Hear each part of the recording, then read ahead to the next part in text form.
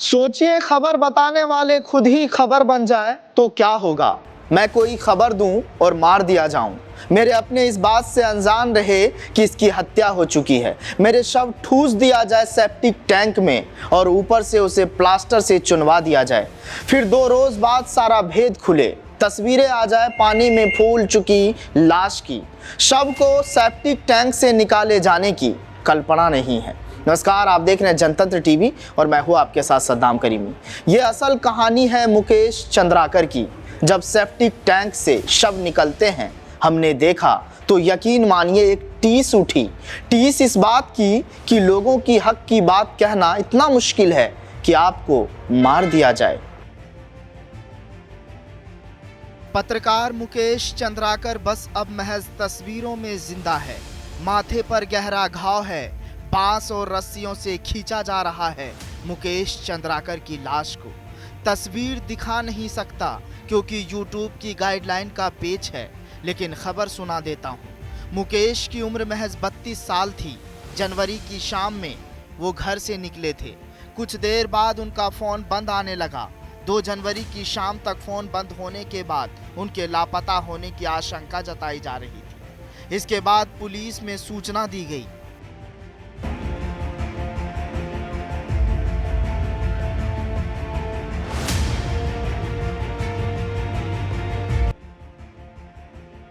छत्तीसगढ़ के बीजापुर में एक ठेकेदार के कंपाउंड में बने सेप्टिक टैंक में पत्रकार मुकेश चंद्राकर का शव मिला था। इस मामले में 3 लोगों की गिरफ्तारी हुई। आरोपी ठेकेदार का नाम है सुरेश चंद्राकर। मामले में एक गिरफ्तारी पहले ही हुई थी। अब सुरेश के 2 सगे भाई दिनेश चंद्राकर और रितेश चंद्राकर को भी गिरफ्तार किया गया है, जबकि ठेकेदार सुरेश अब भी फरार है। प्रेस क्लब ऑफ इंडिया ने इस हत्या पर संज्ञान लिया है और इसकी निंदा की है। अब सवाल उठ रहा है कि क्या ईमानदारी से सवाल उठाने वाले पत्रकार को मारकर टैंक में फेंक दिया जाएगा? अपने मन में सोचिए और पूछिए कि क्या छत्तीसगढ़ में भ्रष्टाचारी ठेकेदार कानून व्यवस्था से इतने ऊपर हो चुके हैं? जिस ठेकेदार की करप्शन की खबर पत्रकार ने दिखाई, उनका शव ठेकेदार के ठिकाने से सेप्टिक टैंक से निकलेगा। क्या सच दिखाने पर सेप्टिक टैंक में डाल दिया जाएगा? छत्तीसगढ़ के बीजापुर से जो तस्वीरें सामने आई वो सवाल करने पर मजबूर कर दिया कि भ्रष्टाचार का टैंक इतना गहरा है कि सवाल पूछने वाले पत्रकार को निगलने लगा है। इस हत्याकांड में नया मोड़ सामने आया है। पत्रकार मुकेश हत्याकांड में मुख्य आरोपी चचेरा भाई निकला है। 24 दिसंबर 2024 को मुकेश ने राष्ट्रीय चैनल एनडीटीवी के लिए एक रिपोर्ट की थी। इस रिपोर्ट में आरोपी ठेकेदार के खिलाफ भ्रष्टाचार की बात की गई थी। बीजापुर के गंगालूर से नेलसनार तक बनने वाली सड़क को लेकर भ्रष्टाचार के आरोप लगे। रिपोर्ट के अनुसार गंगालूर से हिरौली तक की सड़क पर कई गड्ढे पाए गए, जिनमें सिर्फ 1 किलोमीटर के हिस्से में ही 35 गड्ढे देखे गए थे। लेकिन क्या महज खबर दिखाने से आपकी हत्या हो सकती है? ये सवाल हर किसी के जहन में पल रहा है।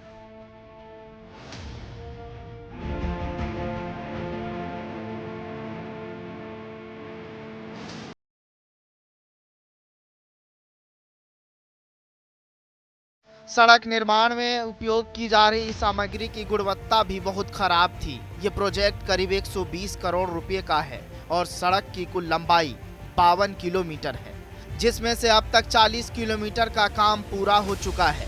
एनडीटीवी में इस रिपोर्ट के छपने के बाद जगदलपुर के लोक निर्माण विभाग के मामले की जांच के लिए एक कमेटी बनाई। वहीं बीजापुर के कलेक्टर सब्बित मिश्रा ने लोक निर्माण विभाग को बेहतर गुणवत्ता वाले काम को सुनिश्चित करने का आदेश दिया था। पत्रकार मुकेश चंद्राकर की आखिरी लोकेशन के आधार पर पुलिस ने उनका शव बरामद किया। इसके बाद राज्य के मुख्यमंत्री विष्णुदेव साय ने कहा कि आरोपियों के खिलाफ सख्त कार्रवाई की जाएगी।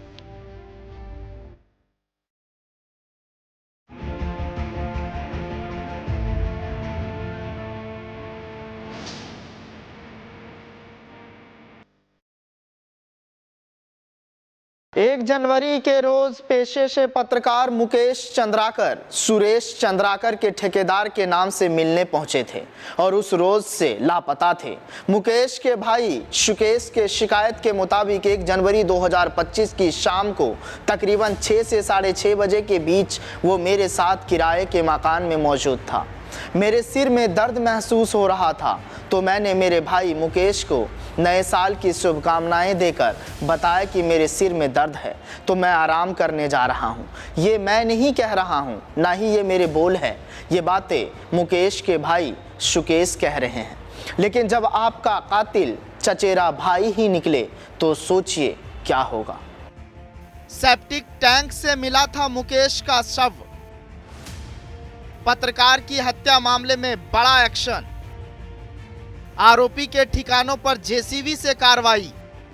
पत्रकार मुकेश हत्याकांड पर सीएम लेंगे संज्ञान। ठेकेदार के करप्शन को किया था उजागर। केंद्रीय राज्य मंत्री तोखन साहू ने की घटना की निंदा। लिहाजा पत्रकार मुकेश हत्याकांड में नया मोड़ सामने आया है और डिप्टी सीएम ने आरोप लगाया है कि इस हत्याकांड में आरोपी सुरेश चंद्राकर कांग्रेस का नेता है।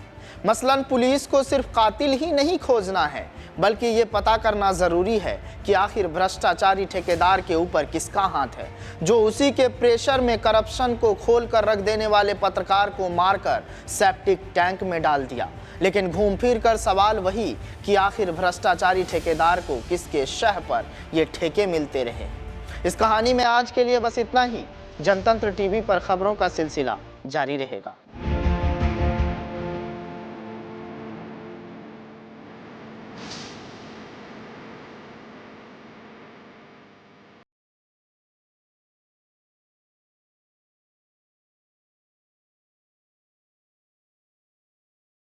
ब्यूरो रिपोर्ट, जनतंत्र टीवी।